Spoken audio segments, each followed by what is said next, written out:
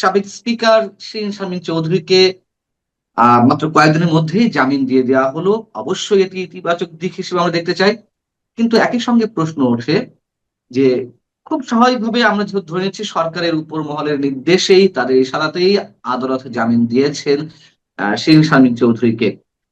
আহ এর মধ্য দিয়ে বিশেষ কোনো বার্তা কি আমরা রাজনীতিতে পেতে পারি? একই সঙ্গে প্রশ্ন, যদি তার জামিনটি মাত্র কয়েকদিনের মধ্যে হয়ে যায়, অনেকে মাসের পর মাস কারাগারে রয়েছেন, তাদের তাদের জামিনগুলো কেন হচ্ছে না? বর্তমান সরকার এই বিষয়গুলো বিবেচনা করবে কিনা, আপনার অভিমত কি? জি, আমরা কি প্রতিশোধের দিকে যাব নাকি আস্তে আস্তে সহনশীল আচরণ করব? বাংলাদেশের রাজনীতির কথা বলছি। এইটা স্থিতিশীল হওয়ার প্রয়োজন কিনা সেই প্রশ্ন করলে আমরা কোনো একটা সরকার যখন ব্যর্থতার দিকে যায় তখন সে সেই ব্যর্থতা ঢাকার জন্য প্রতিশোধ পরায়ণ হয় এবং মিথ্যা মামলায় মানুষকে হয়রানি করা শুরু করে। আর যদি সরকার যদি গঠনমূলক কিছু করতে চায় তাহলে সেটা সবাইকে নিয়েই করতে চায়। এটা আংশিক কিছু না। জুলাই গণ অভ্যুত্থানের পরে যেই ভয়ঙ্কর ভাবে মিথ্যা মামলাগুলো ঘটেছে, ঘটনা মিথ্যা না, মানুষ হত্যাকাণ্ডের শিকার হয়েছে এটা মিথ্যা না, কিন্তু যাদের নামটা গণহারে সম্পৃক্ত করা হয়েছে রাজনৈতিক বিবেচনায় সেটা তো মিথ্যা। তো সেই মিথ্যার শেষ হবে কবে? আমরা আসিফ নজরুল স্যার সে সময় বলতে আমরা শুনেছিলাম যে তিনি বলেছিলেন অন্তর্বর্তীকালীন সরকারের একটা বিব্রতকর একটা বিষয় এই যে এতগুলো মিথ্যা মামলা এভাবে হয়েছে। তো তারাও স্বীকার করেছে কিন্তু তারা সমাধান করেনি। আমার কাছে ঈদের আগে যে ঈদটা গেল খুবই ভালো লেগেছে। ঈদের 3 দিন আগে, মানে 3 কার্য দিবস বন্ধ হওয়ার আগে, কোর্ট বন্ধ হওয়ার আগে, এটা বড় একটা সংখ্যা মানে আসামিদের জামিন দেওয়া হয় যাদেরকে মিথ্যা মামলায় ব্যাপকভাবে জড়ানো হয়েছিল। সেই সংখ্যাটা অনেক বড়। কত মানুষকে জামিন দেওয়া হয়েছে এই মানে জুলাই গণ অভ্যুত্থানের সময়ে যে অসহিষ্ণু পরিবেশ সৃষ্টি হয়েছে সেটা শেষ করতে চাই। সে জায়গা থেকে স্থিতিশীল কথা বললে তো আগে বলতে হবে যে গাজী গ্রুপ যে পুরায়ে শেষ করে দিল, সেখানে এতগুলো মানুষ মারা গেল, একটা মামলা তো হলো না, তাই না? ওটার তো ভিডিও রয়েছে, ওখানে কারা কারা লুটপাট করতে গেছে, কে কয়টা টায়ার চুরি করে নিয়ে যাচ্ছে, তাই না? তো ওটা তো জুলাই স্প্রিট নাকি, যে চুরি করা, ওখান থেকে একটা ফ্যাক্টরি মালামাল লুটপাট করা। তো আমি তো বলি গাজী যারা পুড়েছে তারা হলো ভারতের দালাল। গাজী যারা পুড়েছে তারা ভারতের দালাল, কারণ গাজী টায়ার হলো বাংলাদেশের প্রতিনিধিত্ব করে। বাংলাদেশের এই টায়ার ফ্যাক্টরি পুরায়ে এখানে ইন্ডিয়ান 60% টায়ার ঢোকানো হয়েছে। তার মানে কি, তারা যারা পুড়েছে তারা ইন্ডিয়ান টায়ার গুলো বাংলাদেশে অ্যাভেলেবেল করার জন্য বাংলাদেশের একটা অ্যাসেটকে ধ্বংস করেছে। তো তারা ইন্ডিয়ার দালাল বলা যাবে না তাদেরকে? তো এইটা আর কি, অনেক কিছু তো বলা যায় বললে, সেই মামলাগুলো সেই বিচারগুলো আস্তে আস্তে প্রশ্ন আসবে, মানুষ কথা বলবে। আহ, সাবেক সংসদ সদস্য আসাদুজ্জামান নূর, কিংবা সাংবাদিক শাহরিয়ার কবির, সাংবাদিক মুজামিল বাবু, সাংবাদিক শাকিল আহমেদ, ফারজানা রূপা থেকে শুরু করে, শ্যামল দত্ত থেকে শুরু করে অনেক পরিচিত মুখ যেমন আছেন কারাগারে মাসের পর মাস বন্দী, আহ, আবার অসংখ্য সাধারণ নিরীহ মানুষও আছেন যারা আমি কোনো একটু প্রকার সহজ করে হয়রানির বলি শিকার হন। আমি জি। একটু সহজ করে বলি এই যে বিএনপির বিভিন্ন রাজনৈতিক কর্মীদের পাশাপাশি অনেক নারী শিল্পী, তারপরে হলো নারী সাংস্কৃতিক কর্মী, তারা নারী সংসদ সদস্যের মনোনয়ন তুলতেছে, তাই না? জি, তো জি। আপনার হলো সাংস্কৃতিক কর্মীরা তো এভাবেই রাজনীতিতে আসে, যে রাজনীতিতে সাংস্কৃতিক কর্মীদের একটা প্রতিনিধিত্ব থাকে, আলেমদের একটা প্রতিনিধিত্ব থাকে, বিভিন্ন শ্রেণীর মানুষকে সম্পৃক্ত করা হয়। তো এইভাবেই তো আসাদুজ্জামান নূর ভাই রাজনীতিতে এসেছেন, এরকম করেই তো, তাই না? তো সেই মানুষটাকে এই রাজনীতিতে সম্পৃক্ত করার জন্য এতদিন ধরে জেলে আছে। আসাদুজ্জামান নূর ভাইয়ের কি অপরাধ? সে কার মায়ের সন্তানকে হত্যা করেছে আমি জানতে চাই। হ্যাঁ, উনি এখনো জেলে আছে, উনি জাস্ট জেলে আছেন, উনি একজন ফেমাস ব্যক্তি, উনি অনেক জনপ্রিয় একজন ব্যক্তি, শুধু এই কারণে যে ওনাকে ছেড়ে দিলে অনেক আলোচনা হবে, এই কারণে ওনাকে ছাড়ার মতো পরিস্থিতি হচ্ছে না। এটা কোনো মানদণ্ড হতে পারে ন্যায় বিচারে? ব্যারিস্টার ব্যারিস্টার আপনার হলো সাইদুল হক সুমন, হ্যাঁ। তার মতো অনেক রাজনৈতিক নেতৃত্ব জামিন নিয়ে বের হয়ে গেছে। হ্যাঁ, জামিন নিয়ে বের হয়ে গেছে, অনেক সাইদুল হক অনেক সুমন কিন্তু অনেক। জামিনে বের হননি, এটা রিমার্ক ছড়িয়েছে, উনি কিন্তু জামিনে বের হননি। না না, বের হয়নি বলতেছি, ওনার হ্যাঁ। মতো অনেক রাজনৈতিক কর্মী জামিন নিয়ে বের হয়ে গেছে, জি, জি, বের হ্যাঁ। হয়ে গেছে। জাস্ট ওনাকে ছাড়া হয় না কেন? কারণ উনি উনি একজন মানে হলো একজন জনপ্রিয় ব্যক্তি, অনেক মানুষ জানে চেনে ওনাকে, ছাড়ার সঙ্গে সঙ্গে একটা হইচই হবে, এই কারণে ছাড়তেছে না। কিন্তু এইটা কি বিচারের মানদণ্ড হওয়া উচিত যে কে অনেক পরিচিত তাকে ছাড়া যাবে না, আর কে কম পরিচিত তাকে ছাড়া যাবে? হুম আমরা হুম। সঠিক মানদণ্ডটা চাই বিচারের ক্ষেত্রে। যারা অন্যায় করছে, অপরাধ করছে, তাদেরকে একজনকে ছাড়া না হোক। যেই মায়ের সন্তান যে খালি করছে তাকে আপনি যা কিছু শাস্তি দেন, Right. কিন্তু আপনি আপনার হলো একজন মানুষ কোনোভাবেই সম্পৃক্ত না। ব্যারিস্টার সাইদুল হক সুমনের বাড়িতে আমি খবর নিচ্ছি, ওই এলাকায় একজন উষ্টাও খায়নি, উষ্টা খায়নি। হত্যা মামলা তো দূরের কথা, উষ্টা খাইয়েও কেউ পড়েনি। তো সেইখানে তাকে তাকে তাকে কাকে মারা, কার মায়ের সন্তান মারার জন্য ওনাকে আটকে রাখা হচ্ছে? আমরা কিছু কিছু খোঁজ খবর নিচ্ছি অ্যাকুরেটলি, এবং আমরা এই জায়গাতে সরকারকে সব সময় বলার চেষ্টা করি। আমাদের সামনে আমাদের বড় ভাই বন্ধুরা যখনই দেখা হয়, আমরা বলি, আমি বলি যে যে মানুষগুলো নির্দোষ তাদেরকে ছাড়া দেওয়ার ক্ষেত্রে আপনারা কঠোরতা অবলম্বন করেন না। স্পিকার শিরীন শারমিনের ক্ষেত্রে আমরাও বারবার অনুরোধ করেছি, এটা মনে হয় একটা খারাপ হলো, ঠিক আছে? তো তো আমরা জানতে পারছি তারা আত্মসমর্পণের বিষয়ে আহ্বান জানিয়েছিল। কারণ আপনার সোসাইটিতে কোন রকম আইনের মানে হলো পরিধির মধ্যে না থেকে হুম হুম। কোনো জামিন ছাড়া একটা মানুষ এমনি এমনি ঘুরে বেড়ায়, সেটাও হয় না। তো এখন উনি জামিন নিয়ে আসলেন, আমি মনে করি ওনার হাত দিয়ে আওয়ামী লীগ রাজনীতির একটা স্পেস এবং ভালো একটা স্টার্ট আপ হতে পারে, এবং সেটা শুরু করতে দেওয়া উচিত আমি মনে করি।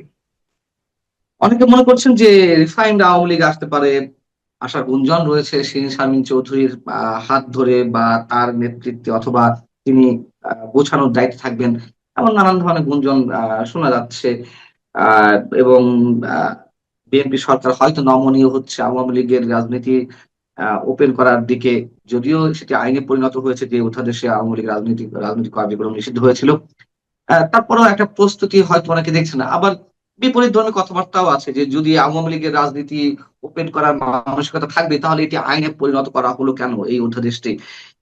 সব মিলিয়ে শিরীন শারমিন চৌধুরী আটক এবং মাত্র কয়েকদিনের মাথাতেই তার বেরিয়ে আসা জামিনের মাধ্যমে, সবকিছু মিলিয়ে আপনার কাছে কিসের ইঙ্গিত মনে হচ্ছে, অথবা কিসের সিমটম আপনি দেখতে পাচ্ছেন আওয়ামী লীগের রাজনীতির দিক থেকে? জি, অনেক ধন্যবাদ। প্রথমত, বাংলাদেশের রাজনীতিতে যাদেরকে নিষেধাজ্ঞা দেওয়া হয় তাদেরকে আরো প্রাসঙ্গিক করা হয়, তাই না? ওই মুসলিম লীগ এবং জামাত ইসলাম কাছাকাছি ভূমিকা ছিল না 1971 সালে, হুম হুম। তাই না? তো হুম হুম। জামাতে ইসলামকে এত বেশি অ্যাটেনশন দেওয়ার ফলে তারা এই জায়গা থেকে মূল্যবান হয়েছে। আপনি কারো বেশি বিরোধিতাও যদি করেন তাহলে সে গুরুত্বপূর্ণ হয়ে ওঠে। তো এই জায়গাটা আওয়ামী লীগের জন্য সবকিছু নেগেটিভ না আমি মনে করি। এই নিষেধাজ্ঞা যেটা ডক্টর ইউনূস অধ্যাদেশ আকারে দিয়েছিল, জামাত এনসিপি মিছিল করে দাবি আদায় করেছিল, সেটাকে আইনে পরিণত হয়েছে। তো এটা দেখবেন যে ওইরকম আরেকটা বিল পাশ করে ওয়ান থার্ড মেজরিটিতে আবার বৈধ হয়ে গেছে। হ্যাঁ, এটা আচ্ছা। সময় বলে দেবে, এটা প্রাসঙ্গিকতা সময় বলে দেবে আমি মনে করি। সব রাজনৈতিক দল করুক না, এত ভয় পান কেন? জনগণের উপর ছেড়ে দেন না।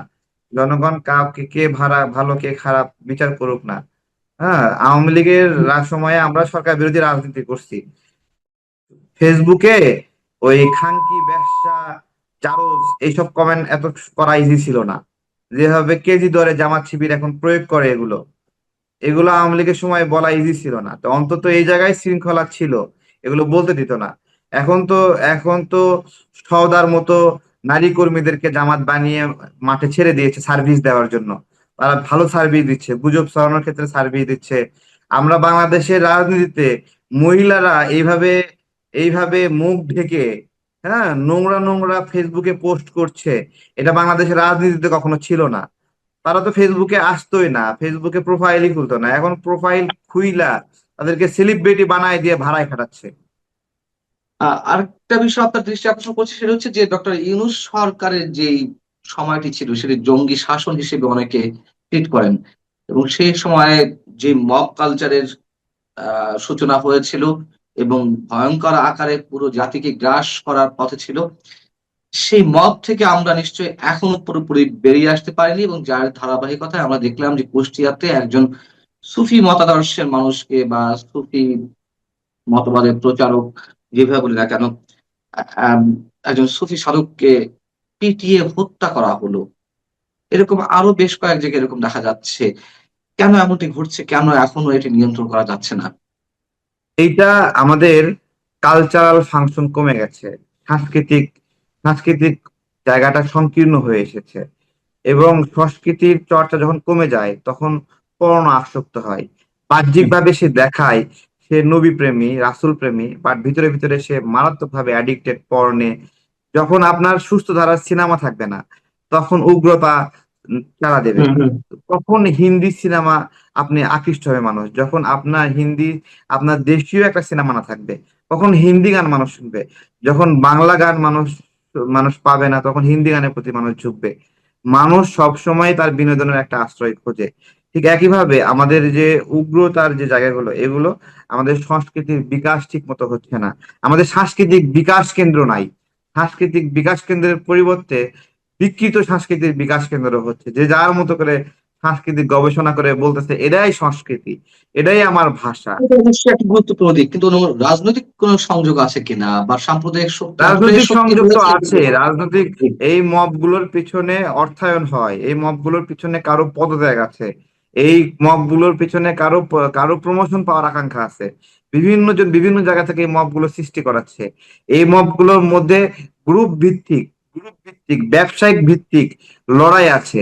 বিভিন্ন মব গোষ্ঠীকে বিভিন্ন ব্যবসায়িক গ্রুপ আপনার হলো অর্থায়ন করে বিভিন্ন তার শত্রুকে দমাতে সে এই ধরনের আচরণ করছে। এগুলো অনেকগুলো অর্থায়ন, পৃষ্ঠপোষকতার বিষয়ে ফাংশন করে এখানে। এগুলোর পেছনে রাজনৈতিক অসৎ উদ্দেশ্য আছে। তারা এই মবের মাধ্যমে সরাসরি যে কথাগুলো বলতে পারে না, তাদেরকে দিয়ে সামান্য কিছু অর্থ দিয়ে সেগুলো কিনে নিয়ে সেগুলো বলায়। এটি খুবই একটা গুরুত্বপূর্ণ বিষয় আপনি তুলে ধরেছেন। এটা আমারও কেন যেন মনে হয় যে বিষয়টি অবশ্যই এর মধ্যে লুকিয়ে রয়েছে। আর রাজনৈতিক দুরভিসন্ধি তো রয়েছে। জুলাই সনদ নিয়ে গত কয়েক মাস ধরে মানে সংসদ গঠিত হওয়ার পর থেকেই প্রতিদিনই এটি নিয়ে নানান ধরনের কথাবার্তা হচ্ছে। যদিও ১৩৩ টা অধ্যাদেশের কোনটি বিএনপি রহিত করেছে, স্থগিত করেছে, কোনটি পাস করেছে, কোনটি স্থগিত মানে পুনর্মূল্যায়ন করা হবে। নতুন আঙ্গিকে আইন দিয়ে আইনের বিষয়ে বিল উত্থাপন হবে। কিন্তু জামায়াত এনসিপি সহ ১১ দলের পক্ষ থেকে যে হুঙ্কার হুঁশিয়ারি দেওয়া হচ্ছে যে তারা ধারাবাহিক কর্মসূচিতে যাচ্ছে এবং সেই কর্মসূচির মধ্য দিয়ে অনেক কিছু ঘটিয়ে ফেলতে পারে এই সরকারের বিরুদ্ধে। এটি কি আপনি কোন দৃষ্টিতে দেখছেন যে মাত্র ১.৫ থেকে ২ মাসের মধ্যে এরকম হুঁশিয়ারি হুঙ্কার? এইখানে জামাতের একটা নৈতিক পরাজয় হয়েছে, যে তারা যে বলছিল যে এগুলো হবে না হবে না, তাহলে এখানে প্রায় 90% বাস্তবায়নের পথে আছে বা বাস্তবায়ন হচ্ছে। বাকি হুম। যে 10% আছে, এগুলোর মধ্যে জামাতের আকাঙ্ক্ষা যদি পূর্ণ করেন, তাহলে আমাদের সেই 1971 সালের স্মৃতি, সেই চেষ্টা, সেই পবিত্র লড়াইকে মাটি চাপা দিতে হবে। আমরা কি সেই মাটি চাপা দিতে চাই? এখানে যেভাবে ব্যাখ্যা করা হচ্ছে, তাদের যে চাহিদা, যে মুক্তিযুদ্ধের সংজ্ঞা, মুক্তিযুদ্ধ কারা, মুক্তিযোদ্ধারা কারা, যারা 1971 সালে পাক বাহিনীর বিরুদ্ধে, আল বদরের বিরুদ্ধে, আল শামসের বিরুদ্ধে, রাজাকারের বিরুদ্ধে এবং জামাত ইসলামের বিরুদ্ধে লড়াই করেছিল, তারাই মুক্তিযোদ্ধা। এখন জামাতের আকাঙ্ক্ষা জুলাই সনদের ফাঁকে এই জামাত ইসলামের নামটা এখান থেকে সরাই ফেলতে হবে। জামাতের এই আকাঙ্ক্ষা কি পূরণ করা সম্ভব আদৌ? জামাতের আকাঙ্ক্ষা আমাদের সংবিধানের 4 মূলনীতি, যা আমাদের মুক্তিযোদ্ধাদের মধ্য দিয়ে, মুক্তিযুদ্ধের পরবর্তী সরকারের মাধ্যমে এসেছিল, সেগুলো বদলাই ফেলতে হবে। তো এদের জামাতের এই ইচ্ছা কি পূরণ করা উচিত? এই ইচ্ছা পূরণ করার মানে উচিত নাকি বলেন? তারপরে আমাদের তারা চাই এই জুলাই সনদের মাধ্যমে দুদক নিয়োগ করবে কে? বিরোধী দলের মতামত নিয়ে নিয়োগ করতে হবে। বিচারক নিয়োগ বিরোধী দলের মতামত নিয়ে করতে হবে। বাংলাদেশ ব্যাংকের নিয়োগ বিরোধী দলের মতামত নিয়ে করতে হবে। আমার একটা প্রশ্ন, আজকে বিরোধী দলের জামাত যদি বাংলাদেশ ব্যাংকের চেয়ারম্যান নিয়োগ দেয়, তারপরেও যদি বাংলাদেশ ব্যাংক ফেইলুর হয়, তাহলে মানুষ জামাতকে ধরবে নাকি সরকারকে ধরবে? খুব স্বাভাবিক। সরকারকে ধরবে। হুম। হ্যাঁ, পিএসসি যদি জামাতের মতামত নিয়ে গঠন করে, তারপরেও যদি পিএসসি ফল করে, সরকারকে ধরবে না জামাতকে ধরবে? তাই না? জনগণ বলতেছে তোমাদেরকে 1/3 মেজরিটি দিলাম, তোমরা রাষ্ট্র চালাও, হুম। আমরা দেখতে চাই তোমাদের পারঙ্গমতা। কিন্তু জুলাই সনদ বলতেছে না, জনগণের ওই আকাঙ্ক্ষাকে বাদ দিয়ে ওই যে মাত্র 20-25টা বা 30টা বা 50টা আসন পাইছে, ওদের মতামতকে অগ্রাধিকার দিয়ে রাষ্ট্র চালাতে হবে। তাহলে তাহলে তাহলে গণতন্ত্রের যে আকাঙ্ক্ষা, জনগণের যে চাহিদা, যাদেরকে জনগণ দায়িত্ব দিল, বিষয়টা হলো এরকম জনগণ ভোট দিয়ে সরকার বানাবে বিএনপি কে, আর রাষ্ট্র চালাবে হলো জামাত। এই জুলাইয়ের আকাঙ্ক্ষা যদি বাস্তবায়ন হয়, তাহলে তো গণতন্ত্রের আকাঙ্ক্ষার মৃত্যু ঘটবে। এখন যে হুঙ্কার হুঁশিয়ারি বা রাজপথ উত্তপ্ত করার যে এক ধরনের সংকেত দেওয়া হচ্ছে, এটিকে খুব সিগনিফিকেন্ট হিসেবে দেখছেন কিনা? এর পেছনে অন্য কোনো খেলা আছে কিনা?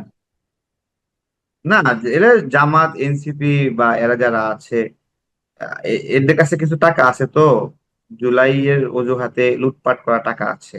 এই টাকার ধার কমলে পিছন থেকে লোকবল আস্তে আস্তে কমবে। একটু কমতে দেন, একটু সময় লাগবে, আস্তে আস্তে কমবে। চুরি করা টাকাগুলো নিয়োগ বাণিজ্য করা, বদলি বাণিজ্য করা, এগুলো নিয়ে কমবে, এগুলো নিয়ে অনেক কমবে। আমি আপনার কাছে একটা কথা বলি, সরকার সরকার ভালো চলতেছে, এইটা বুঝবেন কিভাবে জানেন? যদি বিএনপির নেতা কর্মীরা প্রচন্ড হতাশ হয়, হুম, হুম। যদি প্রচন্ড এইরকম বক্তব্য দেওয়া শুরু করে, ত্যাগীদের মূল্যায়ন করা হচ্ছে না, তাহলে বুঝতে পারবেন। এবার প্রকাশ্যে বর্তমান প্রধানমন্ত্রী তারেক রহমানকে হুমকি দিলেন এনসিপি নেতা সার্জিস আলম। হুমকিটা এমন যে বাংকার কিংবা টানেল কিংবা সুড়ঙ্গ কোনো কিছু বানিয়ে পার পাওয়া যাবে না, জীবন রক্ষা করা যাবে না, এরকম হুমকির পরেও সরকার কি তাহলে নিশ্চুপ থাকবে? আমরা গত কয়েকদিনে এই সরকার ক্ষমতায় আসার পর একাধিক ঘটনা ঘটতে দেখেছি। ফেসবুকে সরকারের কিংবা প্রধানমন্ত্রীর সমালোচনা করা কিংবা কটু কথা বলার কারণে অনেককে গ্রেপ্তার করা হয়েছে। যারা প্রভাবশালী তারা কিন্তু জামিন পায়নি, কিন্তু জামাতের একজন কর্মীকে যখন গ্রেপ্তার করা হলো তখন 24 ঘন্টার মধ্যে তার জামিন হয়েছে। অন্য একাধিক লোক গ্রেপ্তার হয়েছে, তাদের কিন্তু কোনো জামিনের খবর আমরা পাইনি। তাহলে কি এই এনসিপির নেতারাও প্রচণ্ড প্রভাবশালী বলে তাদের এই বক্তব্যগুলোকে হালকাভাবে নেওয়া হবে? আর সার্জিস আলম বর্তমান প্রধানমন্ত্রীকে এরকম হুমকিই বা কেন দিলেন? যারা শেখ হাসিনা সরকার পতনের জন্য আন্দোলন করেছিল, পরবর্তীতে তাদের বিভিন্ন নেতার কথাবার্তায় বোঝা গেছে যে এটা আসলে কোটা আন্দোলন ছিল না, এটা সরকার ফেলে দেওয়ার একটা প্ল্যান ছিল এবং এই প্ল্যানের সঙ্গে দেশি বিদেশি অনেকের সম্পর্ক ছিল। একটা দীর্ঘ প্ল্যান করেই সরকারকে ফেলে দেওয়া হয়েছে। সেই সময় শেখ হাসিনা বিরোধী প্ল্যান বাস্তবায়নের জন্য যাদের সহযোগিতা পাওয়া গিয়েছিল, তারা কি আবার তাদের সহযোগিতা পাবে বিএনপি সরকারকে ফেলে দেওয়ার জন্য? কি বলছেন সার্জিস আলম ফেসবুকে? গণমাধ্যমই বা তাকে নিয়ে কি বলছে? কোন সংবাদের ভিত্তিতে এই ধরনের হুমকি ধামকি তিনি দিচ্ছেন? চলুন একটু জেনে দেখি এই ভিডিওতে। থাকবেন পলিটিক্স টিভির নিয়মিত আয়োজনে।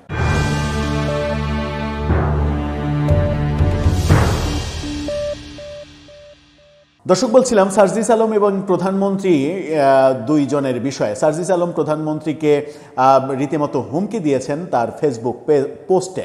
আমরা কদিন আগে দেখেছি তাদের আরেক নেতা নাসিরুদ্দিন পাটোয়ারি, তিনি ওমরাতে গিয়ে ওই বক্সিং মেশিনে, যেখানে শক্তি পরীক্ষা করা হয়, সেই বক্সিং মেশিনে বক্সিং দেওয়ার আগে মেশিনটাকে দেখিয়ে বলেছেন যে মির্জা আব্বাস, অর্থাৎ তিনি এরপরে যাকে ঘুষি দিবেন সেটা হচ্ছে মির্জা আব্বাস।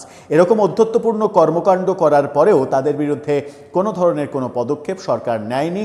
এটা সরকারের সহনশীলতার মাত্রা পরীক্ষার একটা ব্যাপার হয়ে দাঁড়িয়েছে। সরকার বেশ সহনশীল আচরণ করছে, এটা ভালো, সহনশীল আচরণ করা ভালো, কিন্তু মানে এই ধরনের ন্যাক্কারজনক কর্মকাণ্ডেরও তো একটা সীমা পরিসীমা থাকা উচিত, সেটাও অনেকে মনে করেন। সার্জিস কি বলছেন?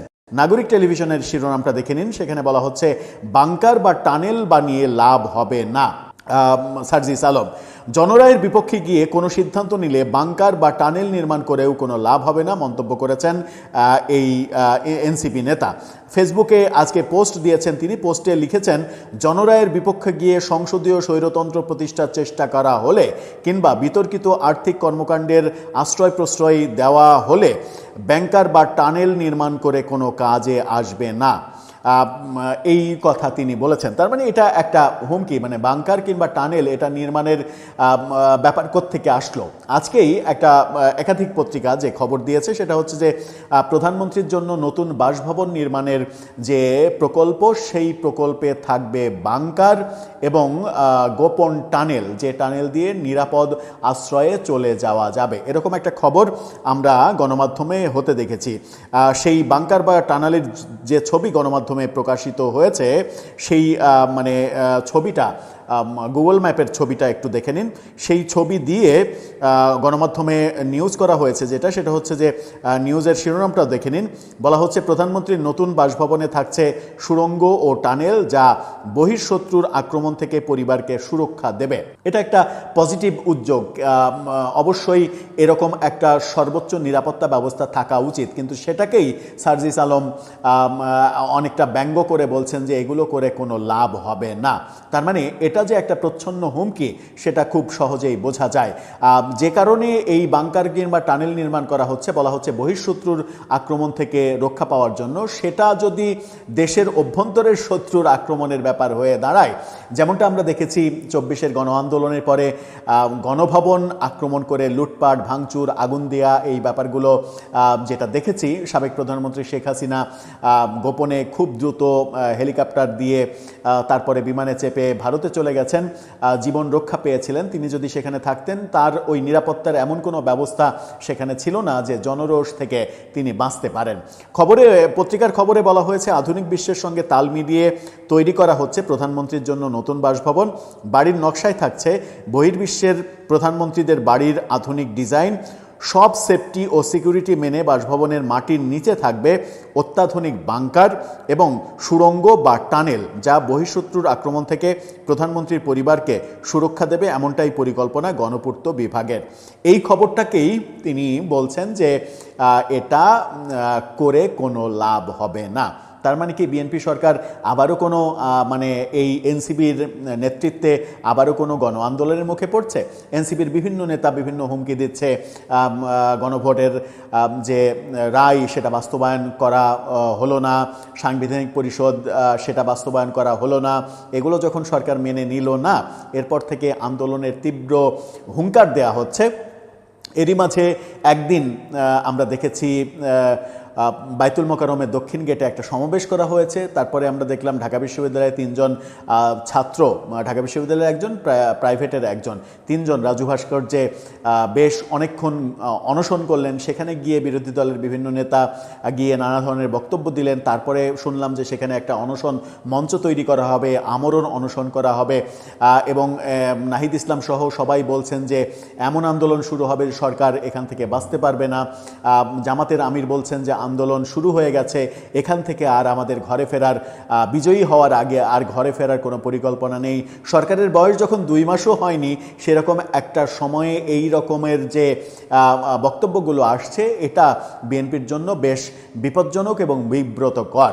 যখন প্রকাশ্যে বলা হয় বাংকার টাঙ্কার নির্মাণ করে কোনো লাভ হবে না, তখন আমার মনে হয় যে বিএনপি সরকারের ভাবনার একটা ব্যাপার রয়েছে যে এই ধরনের বক্তব্য এবং এই ধরনের কর্মকাণ্ডের বিরুদ্ধে তাদের ব্যবস্থা গ্রহণ কিংবা তাদের প্রস্তুতিটা কেমন হবে এই ব্যাপারগুলো মোকাবেলার জন্য। এই ব্যাপারগুলো মোকাবেলা বিএনপি একা একা করতে পারবে নাকি করতে পারবে না, এরকম ব্যাপারও রয়েছে। এবং একটা আলোচনা চতুর্দিকে শুরু হয়ে গেছে, যেটা বলেই শেষ করব, সেটা হচ্ছে যে সংসদে সন্ত্রাস দমন আইনের যে অধ্যাদেশ ছিল প্রফেসর ইউনূসের, সেটাকে বিল আকারে বিএনপি যেটা পাশ করেছে, অনেকে বলছেন যে আওয়ামী লীগের নিষেধাজ্ঞা দীর্ঘায়িত করার জন্যই এটা করা হচ্ছে। কিন্তু আবার অনেক দিক থেকে যেটা শোনা যাচ্ছে সেটা হচ্ছে যে বিএনপি মূলত এই আইন সংসদে পাশ করেছে সংসদ শুরু হতে না হতেই জামাত এবং এনসিপি বিরোধী দলগুলো যে ধরনের হুঙ্কার দিচ্ছে, আন্দোলনের সরকার ফেলে দেওয়ার যে ধরনের হুঙ্কার দিচ্ছে, তাতে করে এই আইনটা তাদের একটা সেফটি জায়গা তৈরি করবে। যদি বিরোধী দল কোনো ধ্বংসাত্মক কর্মকাণ্ড করতে শুরু করে, তাহলে এই আইন তাদের জন্য, তাদের ক্ষেত্রে ব্যবহার করা হবে এবং সেই ক্ষেত্রে বিরোধী দলকে তাদের কর্মকাণ্ড থেকে বিরত রাখা কিংবা তাদের কর্মকাণ্ডে একটা বড় চাপ দেওয়ার ক্ষেত্রে বিএনপি সরকার সফল হবে। তাহলে এনসিপি এবং জামাতকে মনে রাখতে হবে, সংসদে সন্ত্রাস দমন আইন পাশ হয়েছে, বিল পাশ হয়েছে, যে বিলের বিরুদ্ধে তারা অবস্থান নেয়নি এবং সেই আইনই প্রয়োজন বোধে তাদের উপরে প্রয়োগ করতে পারে সরকার। এরকম পরিস্থিতি যদি তৈরি হয়, তার মানে তারা সেফ জোনে এখন পর্যন্ত নেই, যখন পর্যন্ত তারা মনে করছে যে এটার মাধ্যমে আওয়ামী লীগের নিষেধাজ্ঞা দীর্ঘায়িত হবে শুধু। দর্শক, মন্ত্রী প্রেসিডেন্ট ট্রাম্প কিংবা খামেনি কিংবা লিবিয়ার মুয়াম্মার গাদ্দাফি কিংবা ইরাকের সাদ্দাম হোসেন নন যে তাদের নিজেদের নিরাপদ রাখতে, বহিঃশক্তির আক্রমণ থেকে নিজেদেরকে রক্ষা করতে মাটির নিচে সুড়ঙ্গ পথ বা বাংকার তৈরি করে রাখতে হবে। সম্প্রতি খবর বেরিয়েছে ইরান যুদ্ধের মধ্যেই যে হোয়াইট হাউসে প্রেসিডেন্ট ট্রাম্প বিরাট একটা বলরুম নির্মাণের পরিকল্পনা নিয়েছিলেন। 90,000 স্কোয়ার ফুট জায়গা জুড়ে সেই বলরুম নির্মিত হওয়ার কথা ছিল। এখন সেই জায়গা জুড়ে বাংকার নির্মাণের কথা ভাবছেন। হোয়াইট হাউসে প্রেসিডেন্ট ট্রাম্প বা মার্কিন প্রেসিডেন্টদের এরকম মাটির নিচে সুরক্ষিত জায়গায় থাকবার ব্যবস্থা আগে থেকেই ছিল। এবার আরও সুরক্ষিত, আরও গভীরে এই সুড়ঙ্গ পথ আর বাংকার তৈরির পরিকল্পনার কথা জানা গেছে। এরই মধ্যে এখন খবর বের হচ্ছে যে তারেক রহমানের জন্য এমন এক বাসভবন তৈরি হচ্ছে বাংলাদেশে, যেই বাসভবনে নাকি বাংকার থাকবে এবং টানেল থাকবে। খবর বলছে যে বহিঃশত্রুর আক্রমণ থেকে প্রধানমন্ত্রীকে রক্ষা করতেই এমন ব্যবস্থা গ্রহণের কথা ভাবা হয়েছে। পত্রিকার খবরে বলা হচ্ছে বাড়ির নকশায় থাকছে বহির্বিশ্বের প্রধানমন্ত্রীদের বাড়ির আধুনিক ডিজাইন। সব সেফটি ও সিকিউরিটি মেনে বাসভবনের মাটির নিচে থাকবে অত্যাধুনিক বাংকার এবং সুড়ঙ্গ বা টানেল, যা বহিঃশত্রুর আক্রমণ থেকে প্রধানমন্ত্রীর পরিবারকে সুরক্ষা দেবে, এমনটাই পরিকল্পনা গণপূর্ত বিভাগের। মানে বলা বাহুল্য যে তারেক রহমানের নিরাপত্তা পরিস্থিতি কতটাই ভালো এখন যে তারেক রহমান একেবারে সাধারণ মানুষের মতো জনবসতিপূর্ণ এলাকা গুলশান অ্যাভিনিউতেই কিন্তু এসে উঠেছেন, যখন ডিসেম্বরে অবশেষে তার দেশে ফেরার অনুমতি মিলেছিল এবং তিনি দেশে ফিরে এসেছিলেন। প্রধানমন্ত্রী হবার পরে তিনি কোথায় থাকবেন এই আলোচনার মধ্যে ঠিক হয়েছিল যে ডক্টর ইউনূস যমুনা ছেড়ে দিলে তিনিও গিয়ে যমুনায় উঠবেন, কিন্তু এখন পর্যন্ত তিনি যমুনায় ওঠেন নাই। গুলশান অ্যাভিনিউতে তারেক রহমানের নামে জারি করা ওই বাড়িটিতেই তিনি থাকছেন এবং সেখানে চারদিকে নানা রকম কাঁটাতারের বেষ্টনী এবং নিরাপত্তা ব্যবস্থা দিয়ে একটা সুরক্ষার ব্যবস্থা করেছিল বিএনপির দলীয় নিরাপত্তা ব্যবস্থা তারেক রহমান দেশে ফেরার আগে। তারেক রহমান জানেন, বিএনপি জানে যে যখন বাংলাদেশে যাদের নিরাপত্তা দেওয়ার কথা, আর বাংলাদেশে বারবার রাষ্ট্রপ্রধান সরকার প্রধানদের নিরাপত্তা যে বাহিনীটি কেড়ে নেয়, সেই বাহিনীটি যতদিন একজনকে নিরাপত্তা দিতে চাইবে ততদিন সেই ব্যক্তির নিরাপত্তায় বাংলাদেশের ক্ষেত্রে কোনো রকম ব্যাঘাত সৃষ্টির কোনো সম্ভাবনা নাই। তাই তারেক রহমান এমনকি ট্রাফিক আটকাচ্ছেন না যখন রাজপথে চলাচল করছেন তার ব্যক্তিগত গাড়ি নিয়ে, এবং স্ত্রী কন্যা নিয়ে কখনো সিনেমা দেখতে চলে যাচ্ছেন সীমান্ত স্কোয়ারে, কখনো বা বেইলি রোডে নাটক দেখতে চলে যাচ্ছেন। তারেক রহমান এই ফুরফুরে মেজাজে যে আছেন তার সবচেয়ে বড় কারণ তিনি আসল জায়গা থেকে নিরাপত্তার শতভাগ গ্যারান্টি পেয়েছেন, যদিও সব সময়ই ওই বাহিনীটিকে এই প্রশ্ন করতেই হয় যে তাদের গ্যারান্টির যথেষ্ট মূল্য আছে কিনা। এই মুহূর্তে তারা যাকে গ্যারান্টি দেয় পর মুহূর্তে সে গ্যারান্টি তুলে নিতে পারে কিনা। তবু সেই নিশ্চয়তার উপরে ভিত্তি করেই তারেক রহমান এই ফুরফুরে মেজাজে ঘুরে বেড়াচ্ছেন।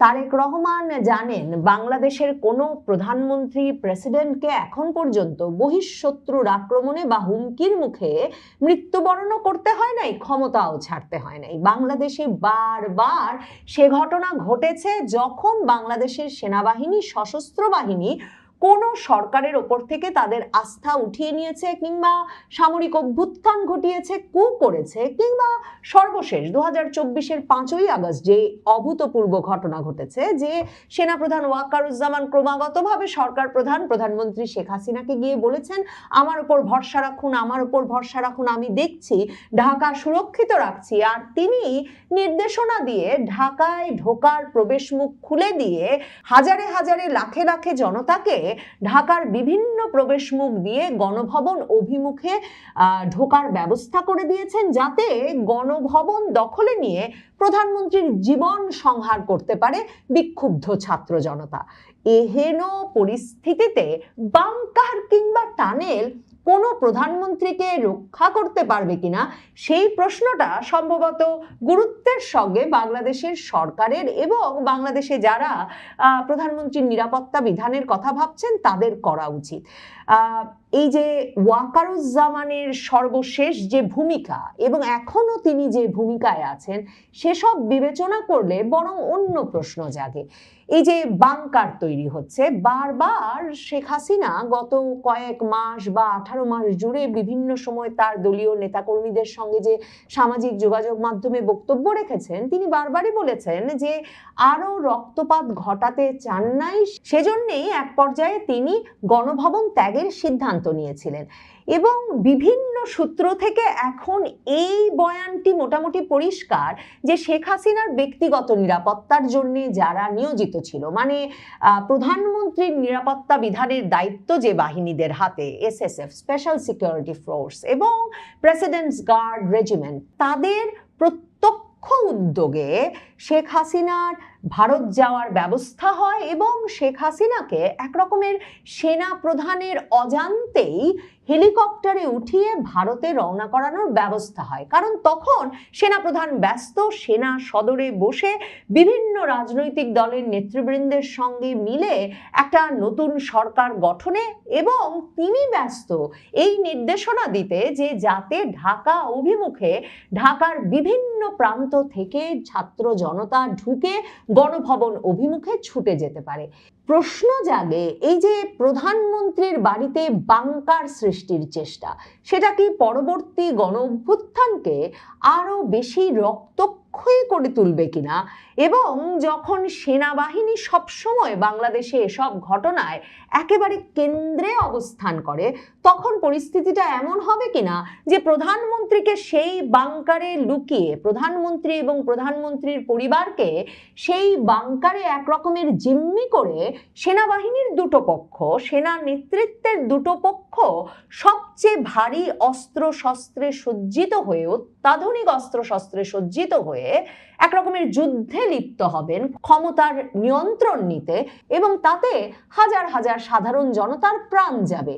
এই পুরো পরিস্থিতিটাই কিন্তু ঘটতে পারত গণভবনে 2024-এর 5ই আগস্টেও, যদি পরে শেখ হাসিনা গণভবন ছেড়ে যাওয়ার পর গণভবনের অস্ত্রাগার লুণ্ঠন করে যেই সর্বাধুনিক অস্ত্রশস্ত্র সাধারণ ছাত্র জনতা লুটপাট করে নিয়ে গেছেন, যার অনেক কিছুরই এখনো খোঁজ পাওয়া যায়নি, সেগুলো শেখ হাসিনার নিরাপত্তা বিধানে ব্যবহার করার কথা ভাবতেন তার নিরাপত্তার দায়িত্বে নিয়োজিত বাহিনীগুলো, কিংবা শেখ হাসিনা যদি গণভবন ছাড়তে রাজি না হতেন এবং তাদেরকে যদি ওই অস্ত্র ব্যবহার করতে হতো গণভবন অভিমুখে ছুটে যাওয়া ছাত্র জনতার দিকে। এখন বাংলাদেশের প্রধানমন্ত্রীর পরিবারকে বাংকারে নিয়ে নিরাপত্তা দেওয়া হবে, সেটা শুনলে আসলে সেই যুদ্ধ পরিস্থিতির কথা কল্পনা করে সত্যিকার অর্থেই বড় ধরনের শঙ্কার মধ্যে পড়ে যেতে হয়। তারেক রহমান বিশ্বাস করেন যে সেনাবাহিনী যতদিন তার পক্ষে আছে, সেনাবাহিনী যতদিন তাকে নিরাপত্তা দেবে বলে কথা দিয়েছে, ততদিন তিনি নিরাপদ আছেন। মানে সাধারণ মানুষের কাছ থেকে তার কোনো হুমকি নাই। কখনো বাংলাদেশের কোনো সরকার প্রধান, রাষ্ট্রপ্রধানেরই সাধারণ মানুষের কাছ থেকে কোনো হুমকি ছিল না। বঙ্গবন্ধুকে হত্যা করেছে সেনাবাহিনী, প্রেসিডেন্ট জিয়াউর রহমানকে হত্যা করেছে সেনাবাহিনী, এবং এমন নৃশংসতার নিদর্শন তারা রেখে গেছে। বঙ্গবন্ধুকে সপরিবারে হত্যা করেছে, এরপর বাড়ি বাড়ি গেছে, বঙ্গবন্ধুর ঘনিষ্ঠ সহচরদেরকে পর্যন্ত বাড়ি বাড়ি গিয়ে তাদের শিশু সন্তানদের সহ হত্যা করেছে, গর্ভবতী মহিলাদের হত্যা করেছে। তেমনি প্রেসিডেন্ট জিয়াউর রহমানকে যখন তারা হত্যা করেছে, এমন ভাবে ব্রাশ ফায়ার করেছে যে প্রেসিডেন্ট জিয়াউর রহমানের মুখের একটি অংশ উড়ে গিয়েছিল, তাকে আর চেনার কোনো উপায় ছিল না। কাজেই তারেক রহমান জানেন ওই নৃশংস পরিস্থিতি একমাত্র বাংলাদেশে সশস্ত্র বাহিনী তৈরি করতে পারে, এবং তিনি প্রত্যাশা করেন যে সেই পরিস্থিতিতে এক হতে পারে মৃত্যুই একমাত্র পথ, এবং সেই ঝুঁকি নিয়েই তিনি দেশে ফিরেছেন এবং ভরসা রাখা ছাড়া তার কোনো উপায় নাই। ভরসাটা তিনি এমনভাবেই শতভাগ রাখছেন যে ভাবেন তো যে খালেদা জিয়াকে নাকি শেখ হাসিনা ষড়যন্ত্র করে ক্যান্টনমেন্টের নিরাপদ আবাসস্থল থেকে শহীদ মইনুল রোডের বাড়ি থেকে বের করে দিয়েছিলেন। কিন্তু কই, ওয়াকারুজ্জামান কিংবা সেনাবাহিনীর কেউ কিংবা তারেক রহমানের নিরাপত্তা নিয়ে চিন্তিত কেউ তো তাকে সাবেক সেনাপ্রধান এবং প্রেসিডেন্ট জিয়াউর রহমানের পুত্র হিসেবে আবারও ক্যান্টনমেন্টে ফিরিয়ে নিয়ে গিয়ে সবচেয়ে সুরক্ষিত জায়গায় একটা আবাসস্থল দেওয়ার কথা বলছেন না। কাজেই তারেক রহমান বোঝেন এখন তিনি গুলশান অ্যাভিনিউয়ে থাকলেন বা কোথায় থাকলেন তাতে কিছু আসে যায় না, যতক্ষণ সেনাবাহিনীর উপর তিনি ভরসা রাখতে পারছেন। গণপূর্ত অধিদপ্তর এখনো ঠিক করে নাই অবশ্য এই বাংকার টানেল সমৃদ্ধ প্রধানমন্ত্রীর বাড়িটি তারা কোথায় নির্মাণ করতে পারবে। আর তারেক রহমান জানেন ওই বাড়িটা নির্মিত হওয়া পর্যন্ত তিনি থাকতে পারবেন কিংবা যারা এমন বাংকার টানেল দিয়ে বাড়ি নির্মাণের পরিকল্পনা করছে তারা আসলে ওই বাড়ি হতে হতে ওখানে কাকে বসাতে চায়, ওখানে কি কোনো সামরিক শাসক বসবেন নাকি বেসামরিক নির্বাচিত সরকার বসবেন সেটাও কেউ বলতে পারে না। সে অবস্থায় তারেক রহমান সম্ভবত এই বাড়িটি নিয়ে তেমন উৎসাহিত নন। তিনি বরং নিরাপদে তার দলীয় নিরাপত্তা ব্যবস্থার ভেতরেই গুলশান অ্যাভিনিউতে থাকার সিদ্ধান্ত সে কারণেই নিয়ে রেখেছেন, কারণ তিনি জানেন এর আগে যেসব সরকার প্রধান রাষ্ট্রপ্রধানদেরকে গিয়ে সরাসরি সেনাবাহিনী হত্যা করেছে তারা সেনাবাহিনীর নিরাপত্তার মধ্যেই ছিল, সরকারি নিরাপত্তার মধ্যেই ছিলেন। প্রেসিডেন্ট হিসেবে বঙ্গবন্ধু তার বাড়ির দিকে ট্যাঙ্ক চলে আসছে, সেনা কর্মকর্তারা তার বাড়িতে বন্দুক তাক করে উঠতে শুরু করেছেন এই খবর পেয়ে এমনকি তখনকার সেনাপ্রধানকে পর্যন্ত লাল টেলিফোনে ফোন করেছিলেন, কিন্তু সেই সেনাপ্রধানের কাছ থেকে কোনো সাড়া তিনি পান নাই। আর প্রেসিডেন্ট জিয়াউর রহমান ঘুমিয়েছিলেন নিশ্চিন্তে একেবারে সেনা প্রহরায় চট্টগ্রাম সার্কিট হাউসে প্রেসিডেন্ট থাকা অবস্থায় রাজনৈতিক সফরে গিয়ে। কাজেই তারেক রহমান জানেন একেবারে সেনা প্রহরায় থাকা অবস্থাতেও বাংকারে বসেও এই কোনো রকম নিরাপত্তা নিশ্চিত করা সম্ভব হবে না, এর চেয়ে নিজের নিরাপত্তা নিজেই নিশ্চিত করা ভালো। তবে আমার দেশ পত্রিকা যা খবর দিচ্ছে তারেক রহমান নাকি মিন্টো রোড, হেয়ার রোড এই জায়গাগুলোকে পছন্দ করেছেন। সেটা হয়তো একদিক থেকে মন্দ হবে না, কারণ অন্তত তখন ওই যে গণভবনের মতো বিচ্ছিন্ন থেকে কিংবা চট্টগ্রাম সার্কিট হাউসের মতো বিচ্ছিন্ন থেকে কিংবা ধানমন্ডি